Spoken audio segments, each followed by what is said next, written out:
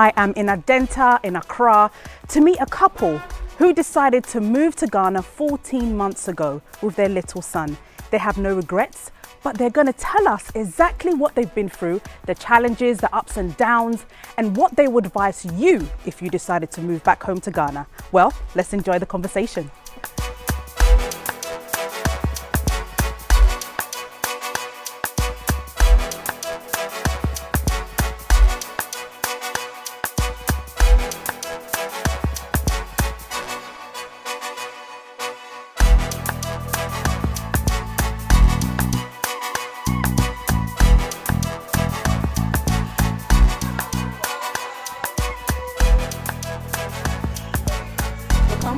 Thank you. Make yourself at home. Thank you so much. Yes. It's beautiful. Oh, thank you. It's a work in progress. It's nice. I like it. Yeah, we're trying. So, Tim. Yeah. And your beautiful wife. Yeah. How has it been? Like, okay, let's start from when you were back in the US. Okay. So you're African Americans. That's correct. You've been to Ghana a few times? So I've been visiting Ghana since 2007, off and on. Off and on, 2007. Yeah. So let's talk about when you were back in America. Where in America were you? Indiana, so it's like the central part of the US. Okay. And what was your job role? What were you doing? Before we moved here, I was working in higher education. Okay. So I did like student leadership development, I did programs like that. And I also worked with the NGO that we have called Inidaso. Yeah. Oh, wow. Yeah, so Inidaso 360. And then what were you doing? Before we left, I was working actually with a job that I still am able to do remotely, which is being an assistant for a department at the university, one of the universities in Indy. But most of my career, I've been working in youth development, so doing different nonprofit work. It's been 14 months since you moved to Ghana. Yeah. What triggered your move? Yeah, so I mean, I'll give the short version of the story. So as I told you, I was traveling back and forth for about 13 years. And the major thing was, the first time I came to Ghana was in 2007. And literally everything I thought about who I was as a black person, as a religious person, was transformed. And that stood out to me. And so every time I came to Ghana, it was like I got pieces of that. And what really kind of changed things was around 2014, where we had this incident happened in Missouri around a young guy by the name of Mike Brown. He was killed by a police officer. And so I went to Missouri to march with an organization called the NAACP. NAACP, right? And what happened was, I remember walking through this very small town in Missouri. And I wasn't alive, obviously, in the 60s, but the faces, the things they were saying, I think somebody shot out one of the windows of the bus. And so I was thinking like, okay, we're doing a peaceful march for justice. And it was like all of this craziness is coming out the woodworks.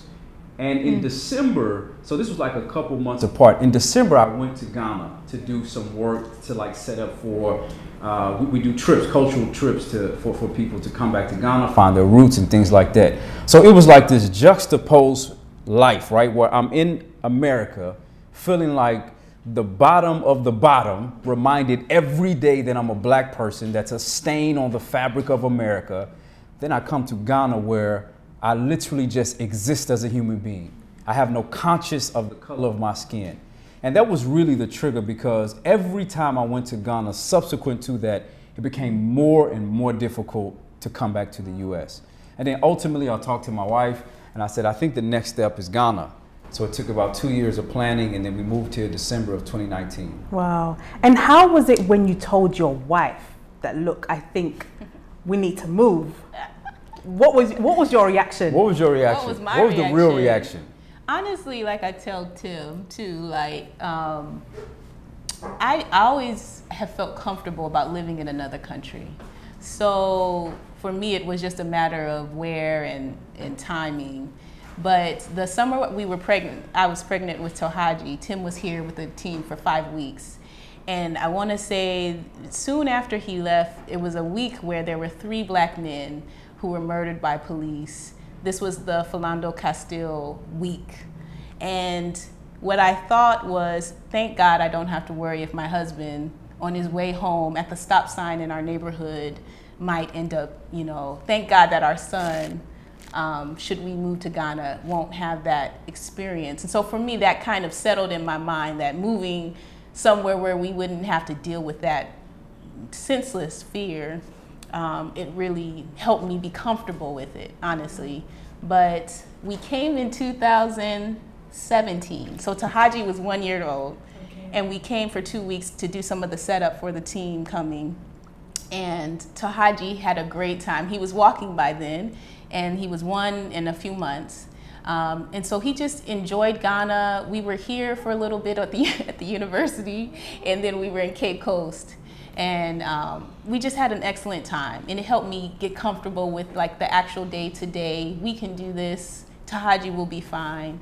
And so for me, honestly, it was just, okay, let's just plan it. I'm very flexible. Did you really believe when I told you that, hey, I think the next step is Ghana? So because of how I am and how, because of how I am and how my husband is, I knew that him saying it and when we would be ready to do it, it would require a whole lot. So when he said it, it's like, okay, yeah, let's do it. But for me, it didn't feel real. Okay. I'll say this. It didn't sink in. Until literally we had given away or sold the things in our home. And we put our house on the market the same day. In a number of hours, we took it off the market. We'd had enough offers, like literally our house sold in 1 day.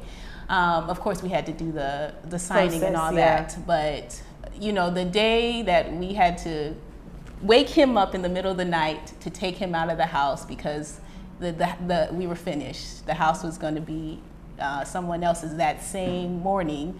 That's when I was like, okay, this is for real. But honestly, it wasn't shocking or it wasn't earth-shattering. I just used the year that we were preparing, the last year, to continue to build relationships with friends. Went out to a lot of lunches, Starbucks, just did a lot of connecting with people, honestly, and traveled to see my family. We have family all over the US, so did that, and it just wasn't, for me, it just was a matter of time. And since we had time to prepare, honestly, it wasn't jarring. So what is the perception about Africa in America? I would say it depends on who you're speaking to. I think right now there is, if you're talking about, like, for example, the Black community, it depends, right, how educated a person is. The average everyday working person, if you ask them to write down the first 5 things about Africa, it'll probably be the stuff that I'm sure many people have heard, right? Animals, war, poverty, that kind of thing. But I think recently, believe it or not, people don't understand how impactful the movie Black Panther was.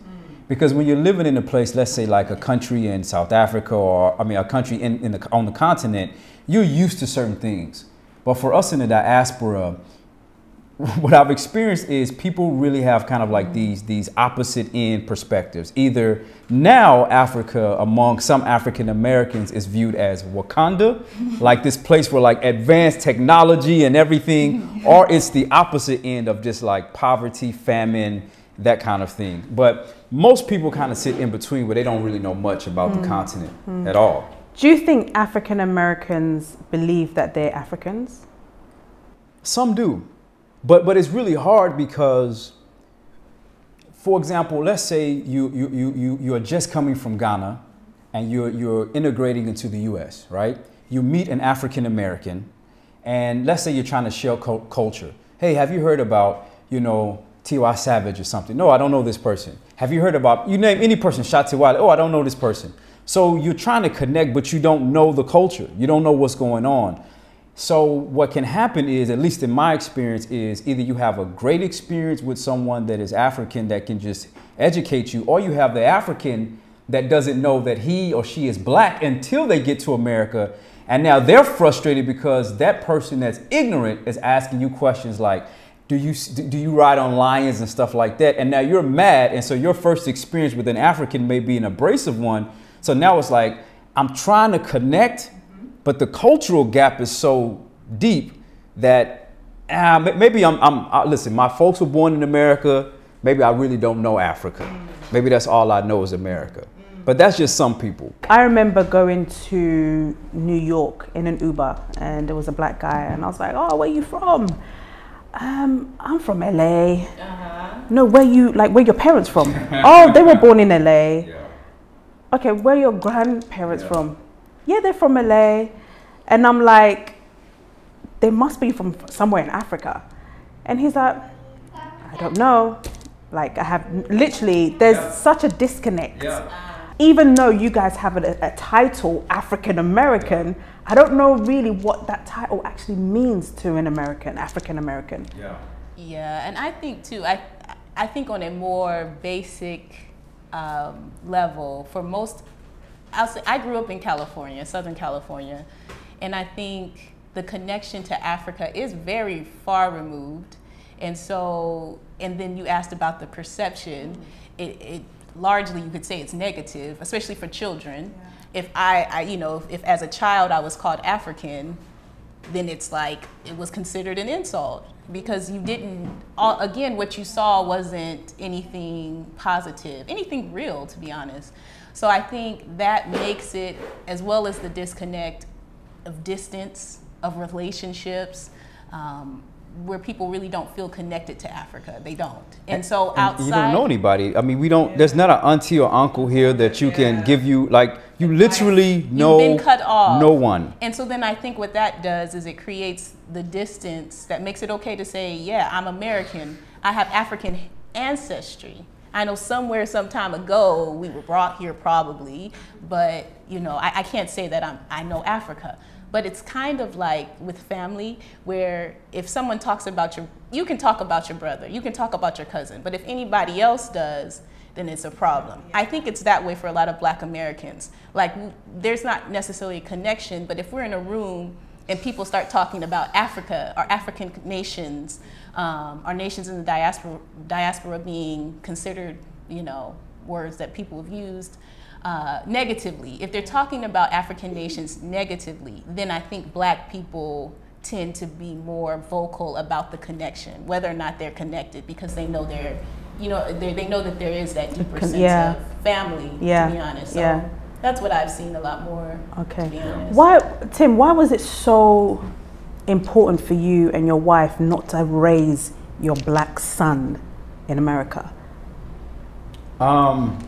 If I could be very honest, I remember the day when we found out we were having a son, right? Who's laughing and right now. You're going to hear him in the background because he is here. And it was in the U.S. we have a day called April Fool's Day, which is April 1st. It's like a day when people play jokes.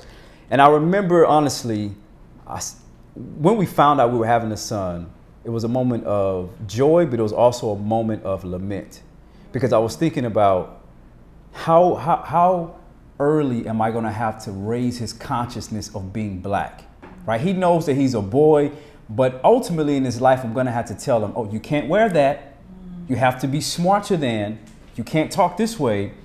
And so, as I said, as I kept coming back and forth to Ghana, and I just even looked at the realities that exist in the U.S. It's a high gun culture. Everybody's packing guns, right?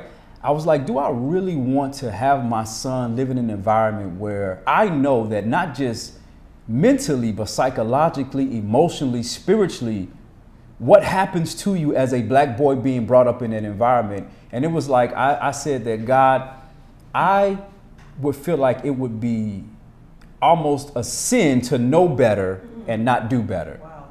Because when I brought him to Ghana, and when I bring other Black men to Ghana, to see them just, for example, laugh. Just laugh. Right? The hardness comes off, the shell comes off, and they can just exist as human beings. And I said that, why would I place my son in an environment when I know if I want to have him in the best schools, most of his teachers won't look like him? If I raise his consciousness about what it means to be Black, that means that he's probably going to correct the teachers when they say nothing good comes out of Africa, which means that he's going to be viewed as rebellious and all this. So why go through all that when there's an alternative? And so at that point, it was like, it wasn't an option of whether do this or do that. It was like, this is where he has to be in order for me to feel like he can actualize his God-given destiny. Wow, powerful. Yeah. But then someone would say, gosh, America, everything is there. Yeah. The system works. Yeah, Everything works in Africa. You can go to a place, go to a bus station or train station. Yeah. You're off. You know that your salary is coming in at this. Yeah. There's systems in place in the West. Yeah. Hasn't that affected you in any way? Oh, listen, I miss being at, listen, I'm not gonna say the name of the store, but there's a store that I used to shop at, it's an organic food store. I miss being able to go to this store, right? And I know when I go to this store, the product will be there every time. I miss being able to order something off of Amazon. And before I push order, the thing will be at my door. But being raised in the US, it's about like the quantity versus quality. And here's the reality I told people. When we moved to Ghana, it's not like we moved to Mars, where we were cut off from the rest of the world. If we want to get some of those luxuries, we can do that. We can still travel back and forth. It's not a big deal. There have been challenges. Hey, there have been a lot of challenges coming to Ghana. A lot of challenges. But the reality is, it's like, for me, I was raised there. I've seen it. So it's not like a person in Ghana who's never experienced it, never have. I've seen it, I've lived it. And I know what it does to my soul to go back to the US. And I told my wife this. I used to have something called WPO. I just made it up. It's white people overload. It's when we're out and we're the only black people. And I'm always cognizant. If I talk too loud, someone's watching us. If it's more than 5 of us together, somebody's watching us. If I'm wearing a hoodie, it's nighttime, I may get the cops called on me. So when I think about having a package delivered at my door in 24 hours versus being able to live in the freedom of humanity as a basic human being, it's like, listen, I'll take this every day over this. Wow. Every day. And when you look at even the Ghana police, I'm sure you've come into contact with them. Yeah. How has it been, with the Ghana police compared to the American police? How have they treated you? Yeah. The reality is, if, let's say, for example, I'm wearing my face mask, they don't know that I'm a foreigner. It's different than when they hear my accent and realize, oh, this guy doesn't know. But I think the major thing is, outside of being inconvenienced maybe for a couple of CDs, never in my consciousness do I think, I may die from this encounter if I move too quickly or if I'm too aggressive. Hey, the way I've seen videos of people, just even recently, there was, this comedian guy. Yeah. Where when you look at this video and you see how he's interacting with the police. Yeah. That would never happen in my mind with a white police officer. In America. No, I'll be dead. Yeah. I'll be dead. So outside of feeling like, hey, this guy will worry me and make me do this and this and this, it's like, I don't feel like, hey, this is a life or death decision. Wow. Whether or not I move too quickly. It will cost me CDs, but hey. It's worth the CDs. It's worth the CDs. It's worth the CDs. All right. Have you ever been stopped by the police? Yeah, I remember recently, like when the lockdown first started and I was walking, I had my backpack on because I was doing some work. So I had my face mask on, so you don't know, where I'm from. And the police was like, hey, where are you going? What's in your backpack? And when I began to answer him, he heard my accent. He said, you're not Ghanaian. I said, no, I'm not Ghanaian. He said, okay, go. Okay. So that told me that, okay, there's a difference between how you're treated maybe as a foreigner when you encounter the police versus a Ghanaian. But at any rate, there was no concern for like my safety or anything. Well, I remember when I got here and God, we had a guy who, he thought he was still in America to just be loud and that privilege, right, that we have. And I was telling him, hey, like, you don't know this country, so be quiet. So he was making the police upset. So I had to be like, okay, listen, dude, go away. Let me talk to this guy so I can come and, make things a little easy, a little better, right? So I went and talked to the guy, I gave the police a little something to calm his nerves, you get me? And then everything was fine. But I mean, most cases, they don't ask for anything. They don't ask for anything. Yeah. Okay. We're going to go for a commercial break. When we come back, I'm going to find out why Ghana, why not South Africa, why not Kenya, why not Zimbabwe? We'll be back after the commercial break. Imperial Homes Ghana in Great Britain has carved a niche for itself within the real estate industry as the premier provider of luxury homes in Ghana and England, with a mission to provide safe, good value, modern housing and personalized estate management services to its clients and customers. All our homes meet the Lifetime Home Standard, as well as the highest standards of engineering excellence, safety, environmental sustainability, and cost efficiency. Imperial Homes, a signature of luxury. With over 1.2 billion people, Africa is a large continent with a rapid economic growth, full of investment and business opportunities. It hosts numerous opportunities for entrepreneurs, businesses, and individuals. As Africa marches towards a better economic future, how do you become part of it? Who can you safely speak to? Where do you start? Think no further. ODANA connects. We have identified the challenges people face in getting the right people and discovering the right opportunities in Africa. ODANA Connects will be the platform where people and businesses seeking opportunities in Africa meet and connect like never before.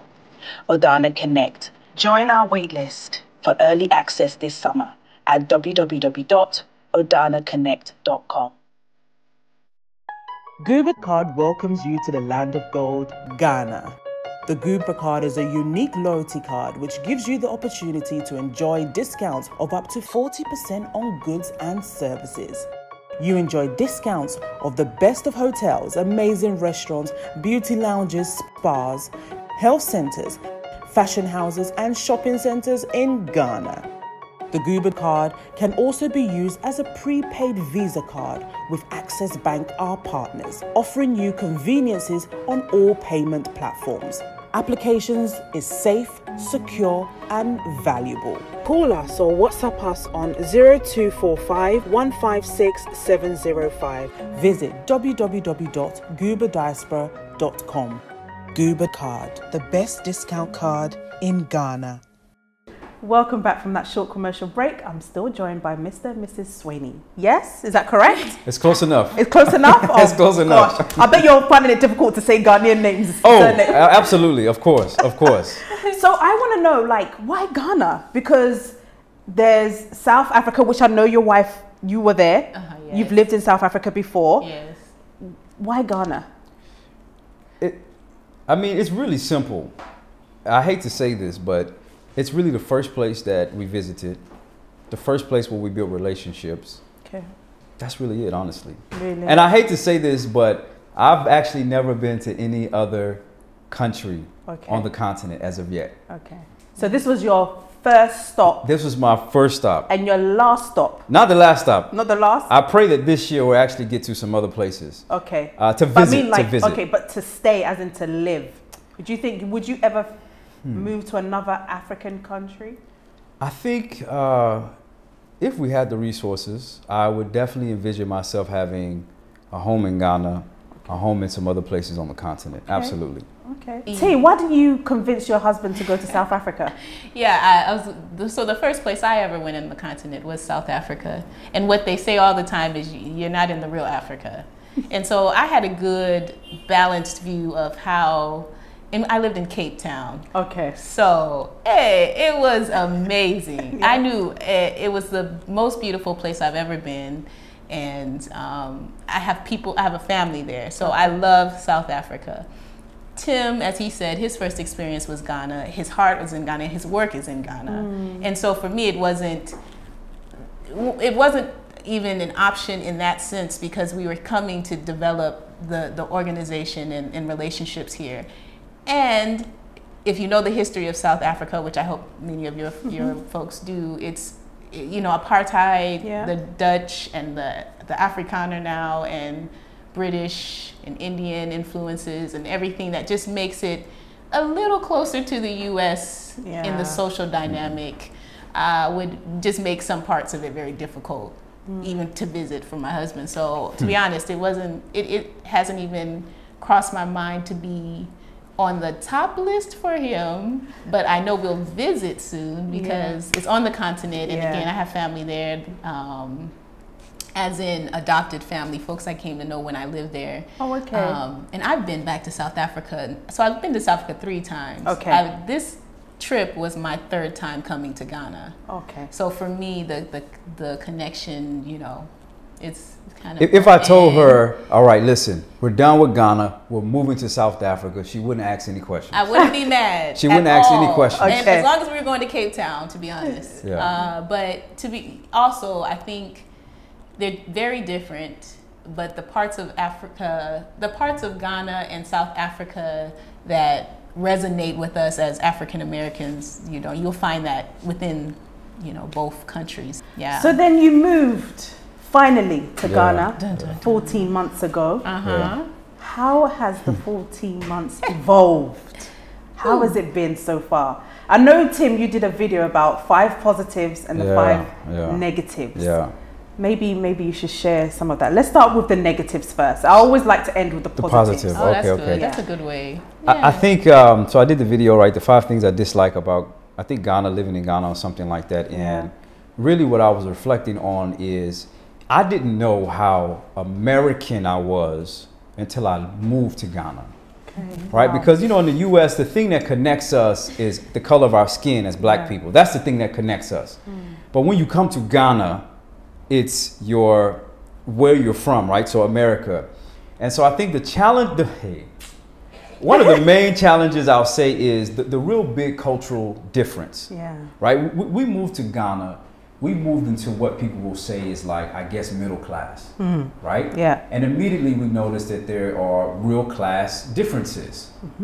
So as we're building relationships, we may want to go to a place and say, okay, let's go to this place where for us as a family to eat, it may be like 200 CDs, right? But if we're asking someone that's making 800 CDs in a month, that won't happen at all. Yeah, absolutely. So, but we didn't really realize how big that difference was. Yeah. And I think the reality is it's just different. Just like I Yeah. told someone, just like communicating is different. Like the words are different. I remember a story when I owed someone some money for something that I didn't know I owed them money for. Okay, right? wow. So the guy helped me with something, and you know, in Ghana, everyone is looking for a gift. Yeah. Hey, Charlie, what's my gift? So he was like, gift. I'm like, a gift. And Give me something. like, I'm thinking like a gift, like a package. Yeah. Like a gift. Yeah. Right? But he's talking about gifts. Yeah, a gift, some money, CDs. Yeah. Or even for me, dollars. And so I remember he was like WhatsApping me. And he asked me, hey, how far? I didn't know what that meant. I thought he was asking me like, how far am I from my house? Because when he called me, I was like somewhere in East Legon. And so I was like, oh, I'm in East Legon. He's like, oh, Charlie, how far? And I was like, oh, I'm in East Legon. So maybe I'll be around in 30 minutes. Hey. And I didn't hear from him. Then he kept WhatsApping me. So I was like, what is, I said, oh, okay. Hey, the guy's looking for money. So it's those differences where for us, I'm used to if someone does something, it's like, hey, I'll do this, but give me this much money. So it's upfront, right? Yeah. Yeah. But in Ghana, it's like, oh, don't worry, I'll do this for you. Yeah. And then at the end, oh, just give me something small. Yeah. So you give the guy 5 CDs. 5 CDs. Hey. It's like, it's an insult. Hey, you're insulting me. And it's like, you said give you something small. So it's that difference of like, I don't know what you mean when you say a gift or how far or give me something small. And it just takes time to learn. But that was frustrating. And to be honest, I had a conversation with my wife. It made me really not want to accept help from anybody. Because I didn't know if somebody was genuinely trying to be helpful. Or it was just like, this old Bruni, let me chop this money from this guy. Yeah. So it was like, okay, don't talk to me. I don't need your help. Leave me alone. That American like individualism kicked in real quick. I get it. But then once we learned the system a little bit, like, okay. Then after a while, I felt comfortable saying, oh, I won't give you anything. So don't worry. Yeah. So you become Ghanaian now. You know, I'm trying.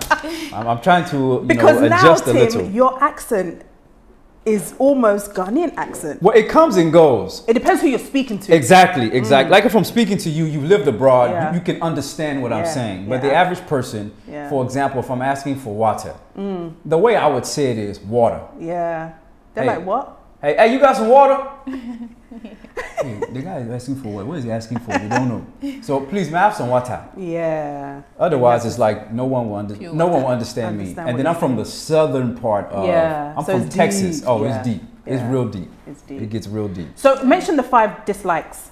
Oh, I forgot. I think it was I think it's the system, Okay. right? The lack of systems and structure. Definitely the roads. Yeah. The roads. Is an issue. I forgot what else the dislikes are. What would you I don't say? know if with the roads you talked about the trash. I don't know if you incorporated that. Like, maybe Trash not. on the street. and Yeah, stuff. like the rubbish, the the open. gutters. Yeah, that thing. I think that I think one of the major dislikes was everyone thinking that we have like millions of dollars in the Yeah. bank. Like we're like multi-millionaires in Ghana. Yeah, right. Yeah. So the perception is just like, you know, that perception, even if it's not among people of a different class, they're still in the back of your mind like, hey, these guys have money, don't have anything to worry about, so they're living the soft life, you know, they're doing okay. So I think that was one of the things that so what that did was it made it hard to connect with people because we didn't know which way. is this person gonna just try to ask us for some money, or are they genuinely? Yeah. So I think that was challenging. one thing about Ghanaians that I can say is that they do want to help. Like they literally do want to help, but they do want to help in the back of their mind thinking that you will give them something, but they won't tell you the amount. Like you said, they won't say, you know, this costs 50 Ghana cedi or 100 Ghana cedi. That's how much I'm charging. They feel bad in charging and saying an amount just in case you'll be like put off or something. That's how they work. And also, Ghanaians don't know how to say no. I cannot do this. Yeah. I don't know how to do that. I don't know how Instead, to do they it. say, I'll do it for Because they do want to help. They want to help knowing that you will pay them when they're done. So they'll tell you that they can do it. But I've had so many instances where I've taken the car to the mechanic and they don't know, and they've just spoiled the car because they've said that I can do it. Yeah. Have you found that a lot? So that's the thing. Like I've learned a little more of the system now. Okay. So for example, what I do is, let's say I'm hiring somebody to do something where it's like I don't really know if this is an expert or not. Let's say I have a plumbing issue. First and foremost, I'll get a referral from somebody that I know. Okay. But then I'll usually maybe try to give the guy like a very small job that if you spoil this, even I can fix it. Yeah. And so I'm really just, it takes much more time to do that. Yeah. But if you find somebody that's quality, then it's okay. But I've had it so much where a person would be like, oh, don't worry, I can do it. Don't worry. And so I'm like, oh, you sure? Please, have you done this before? Yeah. Oh, boss, please, don't worry, I'll do it. Don't worry. Yeah. And what I've tried to do now is like the bigger the financial investment, the more time I take to try to develop their relationship. Okay. And I'll give somebody like a small job. And I'll see, okay, will you show up not on time, but like in relative Ghana time? Will you charge me a fair price, and will you do the job well? Because if you do that, then I know this is a person I'll stick with, not to worry. But if you mess up this small thing, you try to overcharge me, like I've had that happen so many times where Like your bed that's still not fixed? hey, it's still not fixed. And so for me, when I was just like, let me go buy a new bed, I was like, we'll just manage. We'll manage. It's still not fixed. It's still not fixed. And it's only not fixed because I haven't taken the time To do it. And when I think about what it would take, because really I'll practically have to buy a new bed. Wow. Because when I think So about... they messed up the bed. Hey, this is what happened, okay? This is the story. I didn't know where to buy anything in Ghana. Wow. And when I was actually, we had some disagreements because my wife was trying to save things from the U.S. She's saving knives and stuff. And I was like, listen, we're going to Africa. We can get anything at all. So don't worry. Listen, carpenters are everywhere. So I meet this guy. No, actually, I remember running. I've seen these beds. You know, they sell beds on the roadsides. I said, okay, let me go and buy this bed. I even go and buy a tape measure. I measure everything myself. Wow. And I get the thing here. The mattress doesn't fit. What? Right? So the guy said, I said, hey, boss, the thing doesn't work. And let me call my uncle. Okay, the uncle comes. Please, where are you? All right, he gets to the house. He looks at it. He measures. You know, in Ghana here, they'll just be chatting. Hey, let me take a look at this thing. Okay. He pushes the thing in. He said, that's how we do in Ghana here. I said, and you know, this is my first experience, so I'm thinking maybe I'm dumb. Like maybe this is actually how it's supposed to be done. No. And maybe I'm crazy. And so I'm sitting on the bed. And there's like a hump in the bed. I'm like, what the? Like this is not supposed to work like this. I don't think this is supposed to work like this. And then I called the guy back. I said, no, like, this doesn't work. It's going to ruin the mattress. That's what we... Yeah. And so he was like, that's the way we do it in Ghana here. So he says, okay, bring the thing to me. I'm like, oh my God, I don't have time for this. I have to go to work. I have everything to do. He says, let me take this piece. I'll go to the town. I'll get a new piece. I'll come back. The guy never came. He never came back? After like 5 phone calls and everything, I just said, you know what? Let me just remove this piece. We can sleep comfortable. So let's just manage. But I said to myself, never again. So we still are waiting for things. You're still waiting for things to come. But this is the thing. This is one of the things I try to tell people. This is why you'll see someone who is a foreigner, right? You'll see a very nice bed on the roadside for let's say 1,000 cedis. You go to a big store like a Palace or something, the exact same thing for like 3,000 cedis. And you ask, why is the person buying this for 3,000 cedis? It's because what you have to go through to ensure that this will work well is too much.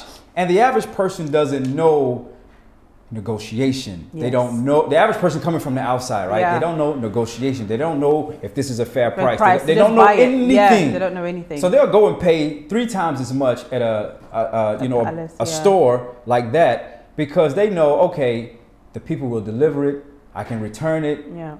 So it's like, that's what I try to tell people. It's like, that's why people will shop at these big places, but you'll see the exact same thing on the roadside. It's true.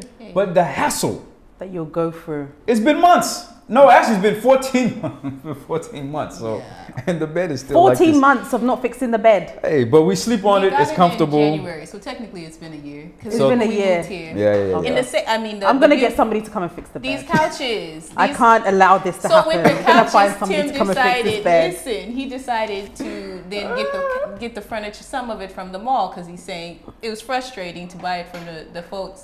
But then, as soon as we bring it home, or they deliver it, he asked me, so how long do you think before it's going to have a hole or something?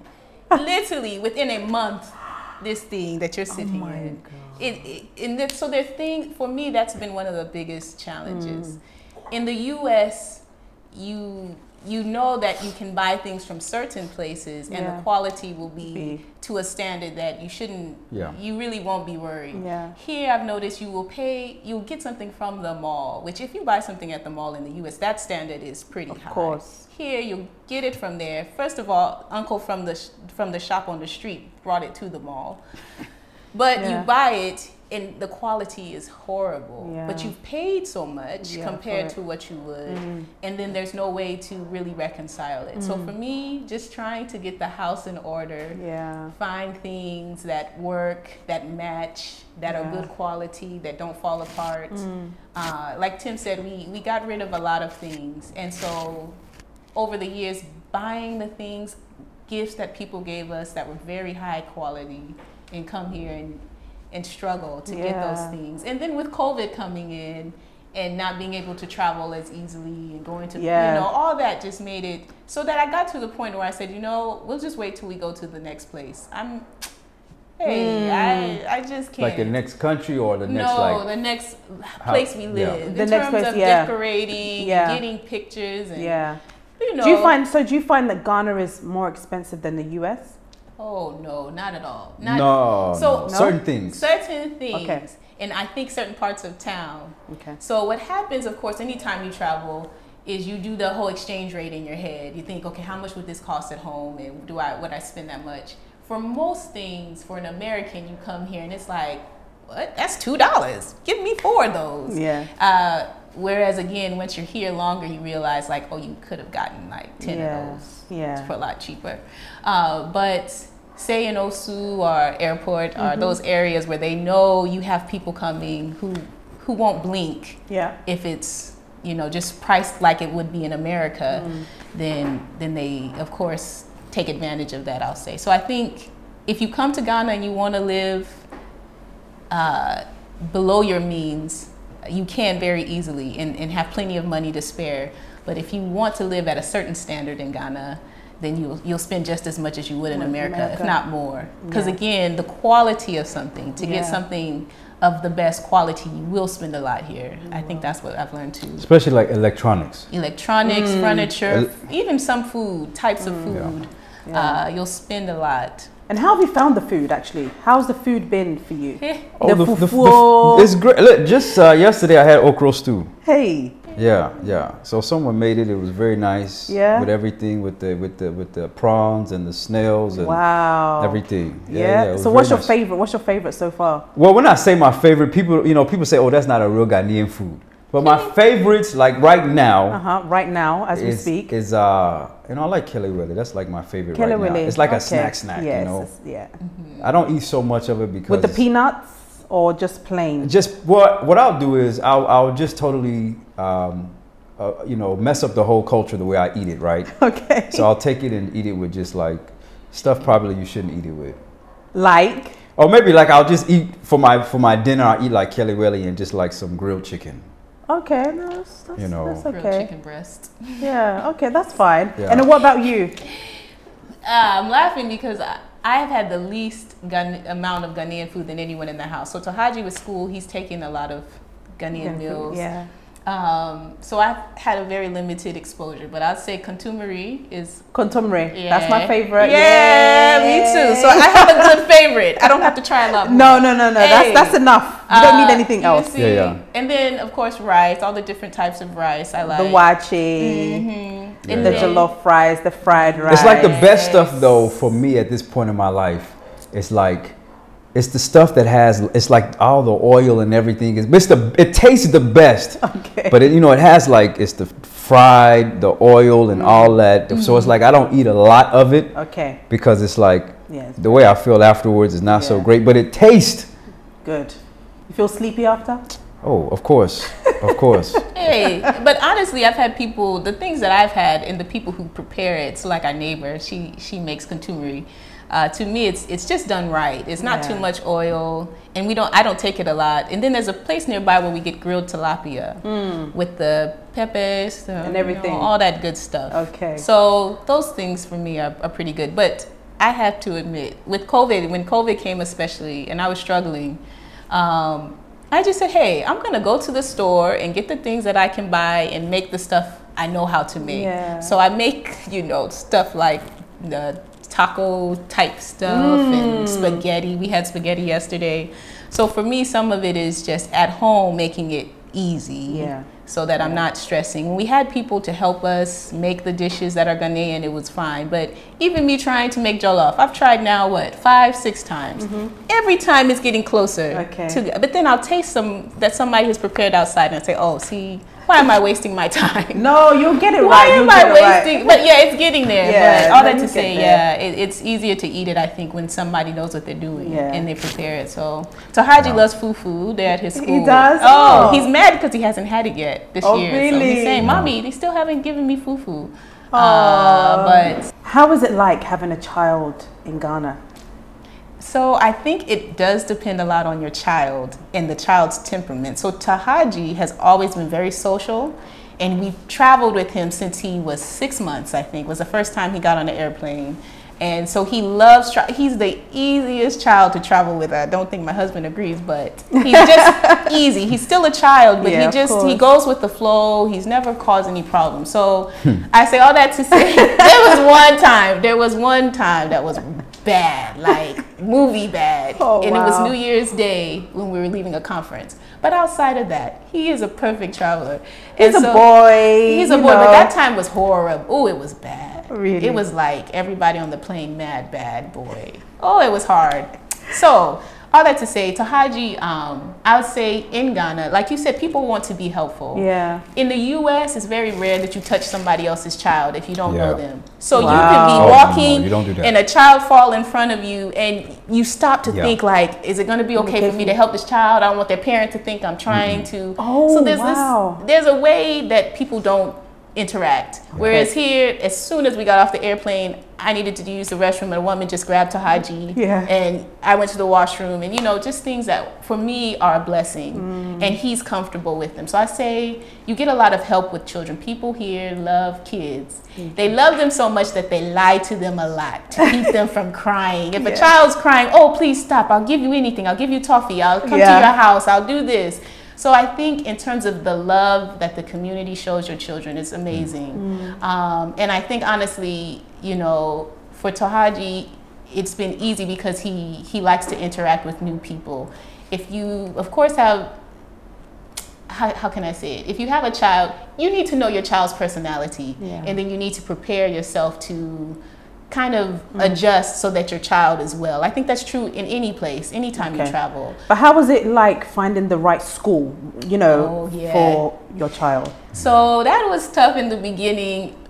Again, Ghanaians want to be helpful, but I think the relationship is where you really get help. So if folks don't really know you, they don't really offer certain things. So I would mention to people, oh, we're trying to find a school for him, and they're, oh, God will help you, blessings, and that was it. So it was frustrating, but then I met an auntie who owns a shop nearby who just, when I told her we were looking for a school, she said, oh, what kind of school? Do you want him to be this and this? Do you want the British standard, or do you want the Ghanaian? Do you want this? And so she helped us actually. Her husband, both she and her husband are involved in education. And so they arranged for me to take him to go to a school where her husband taught, and told me about a certain Christian school here. And then, you know, so they helped me a lot in that way. We actually found a school. I wanted to find something close to what he's familiar to. So I just searched online one day, and I typed in Montessori. And something about 10 minutes away showed up. And so I walked there that day. The people were there. They were very professional, but personal. So, you know, there's been places they were very personal, but it didn't feel right. So you viewed a few schools before you found the right one? 4 different schools. And talked to different families, kind of weighed things out. To be honest, the cost, because all of the private schools or those things, they all had a cost or fees. Compared to what we were paying in the US, it was like a fraction of the cost. So that wasn't as much of a concern as kind of finding the right place. But it was relatively easy in that there were a lot of options. I'll say the standards for a lot of folks, you know, cleanliness. Is the place clean? Are they going to keep your child safe? Is the security measures in place? In the US, that's a big thing. Can someone just walk in and take my child? Now, once you've been in Ghana, you know that probably won't happen. There are too many people who care that they're not, you know. Someone thought I was taking my own son. He didn't recognize me, and he saw Tahaji running after me. And so he followed me on the road. He was speaking Tree to me, right? And I didn't know what he was saying, so I didn't pay him any attention. So finally he got close enough to me. He said, hey, do you know this boy? I said, yeah, he's my son. He said, oh, okay. He said, is this your mommy? He asked Tohaji. Wow. And so then Tohaji told him, he said, oh, okay, I'm sorry. I've never seen you before. He introduced himself. He said, no, it's a good thing. You know, it's a good thing that I'm watching you. And that community aspect. And so that made me feel better, because I thought, thank God, like it was me. But if it hadn't been me, someone would have cared enough to do something. And notice the fact that he noticed it. So I say all that to say the things that we tend to look for in the U.S., it's hard to find that in certain communities. But if you're looking for the right thing, will my child be loved? Will they be safe? And will they be? Will somebody teach him? And not just let him play. We found that in the place we went to, and it's just a beautiful little community. They love God, honestly, and they love the children. So Royal Haven is the name of the school. We're very happy. And then were you concerned about hospitals? Is there a hospital nearby? Picking up the area to live, what was your concerns that had to be around the neighborhood? Yeah, it's true. That's very true. I am kind of like the guy who's like, okay, when I get here, let me create a plan. And so what I did, the way she did with the school, like she went to different schools, that's what I did with like the hospitals. It was really like I was really more so thinking of like my family. Your family, because like I know my wife, you know, and then if something happens to Tahaji, I know she's So it was more like, okay, let me find something right so that I can just say, okay, babe, here's the hospital, here's the dentist to go to, here's the whatever. So once you go there, I know I vetted them, they're good people. Don't worry. Well, it's been a fantastic conversation. We are going to end with your 5 positives, right? But before that, I want Tim to tell us a bit about what you do, so that, you know, people that are looking to come to Ghana maybe can come through you, your organization, your NGO. We have an NGO. The name is Inidaso. I'm sure I'm mispronouncing it, but it means hope, right? And it's Inidaso 360. Our vision really is to revitalize disenfranchised communities.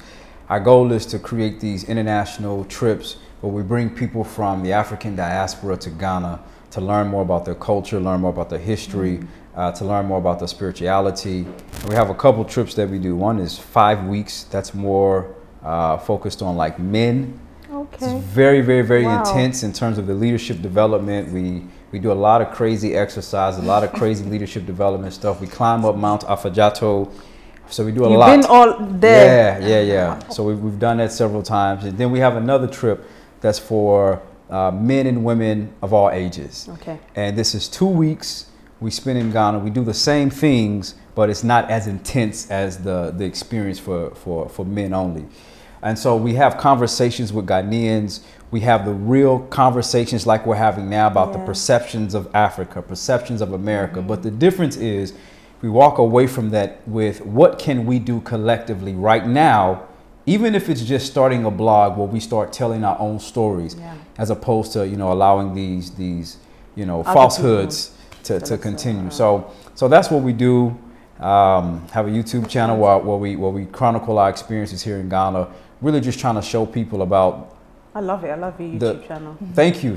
So it's really the main goal really is to show people Ghana through my eyes. Yeah. Because there's a lot that people don't see on the outside that I'm seeing that they ask me questions about. That I'm like, okay, let me just show you what I see, so that if you ever want to come or if you decide to live here, you'll at least have some kind of exposure and you won't make some of the same mistakes that I made. Thank you so much. It's been a fantastic conversation. I've really enjoyed being with you and your wife and your beautiful son. But before we go, we have to end on the positives. Okay. So the 5 positive things about being and living in Ghana.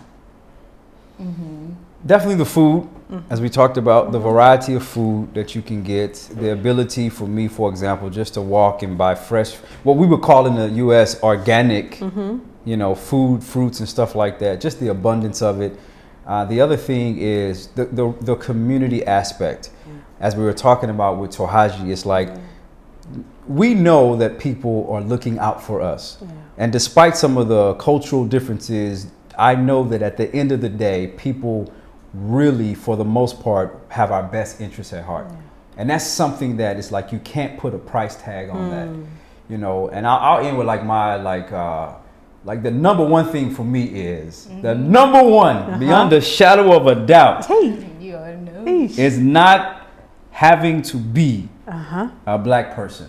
Wow. Just being able to be a human being. A person, I tell people, there are some things that you can pay for and there are some things that are invaluable. To live in Ghana every day knowing like I've been sweating this whole time because I went for a run this morning. But at no point did I ever imagine I'm in the wrong neighborhood, I'm wearing the wrong thing, the police will pull me over, this will happen. And that in itself is priceless. That is priceless. Wow. That is priceless for me. Wow, that's amazing, Tim. And I'm so glad that you're here. I'm so glad that you're still learning. It is going to be a long journey. Even for myself, I mean, I was born in Ghana, raised in the UK. I come back and forth quite a bit with what I do, but we still learn every single day. And the most important thing, as you mentioned, is that deep down, every Ghanaian really wants to help. There's no really negative mind in there. And so I pray that you're here for life and that you have no regrets of moving to Ghana. And I hope that my audience, you've enjoyed the show. For all of you that are looking to move back home, I will put Tim's details on the YouTube channel link. Follow him, learn more about his journey, because I know a lot of the African Americans are scared. Even the fact that you have to have so many medications before you come, injections before you come, is a put off. But trust me, when you come, you will see the difference. Stay blessed. Thank you for watching and see you next week. Bye-bye.